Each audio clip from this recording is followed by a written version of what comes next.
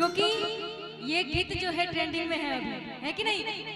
कोसी मैया इतने लोग को एकदम सता रहे हैं, पता नहीं क्या। और ये कहना है कि माँ थर थर कांपेला भेजल देहिया हो, कब से निहारे राउर आदित राउर राम। और कहना है ना, उगी ना है सूरज देव केरवा के पतिया, अर्घ मोरा लैली है, अर्घ मोरा लैली। उगी ना है दीनानाथ केरवा के पतिया, अर्घ मोरा लैली है, अर्घ मोरा लैली। खोली ना पलक करे सागरा जोरिया, खोली ना पलक करे सागरा जोरिया, अर्घ मोरा लैली है, अर्घ मोरा लैली है। आप लोग पर मीठी मीठी ताली का साथ दीजिए।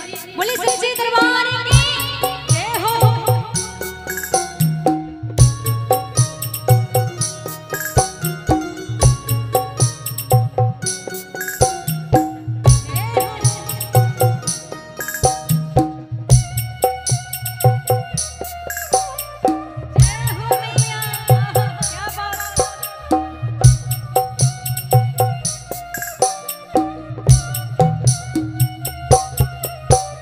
और कहना है कि माँ लहर मारे धीरे धीरे पानी गंगा जी के तीरे,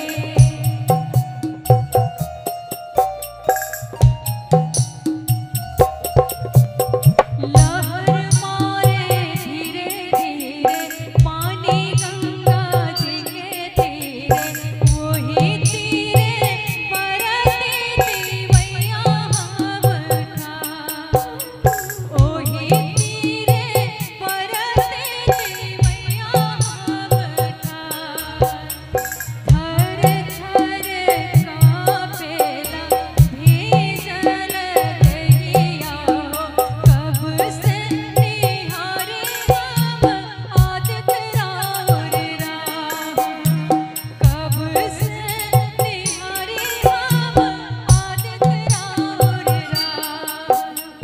कवन करन काहे भइल जाता देरिया, अर्घ मोरा लैली है, अर्घ मोरा लैली है, अर्घ मोरा लैली है, अर्घ मोरा लैली।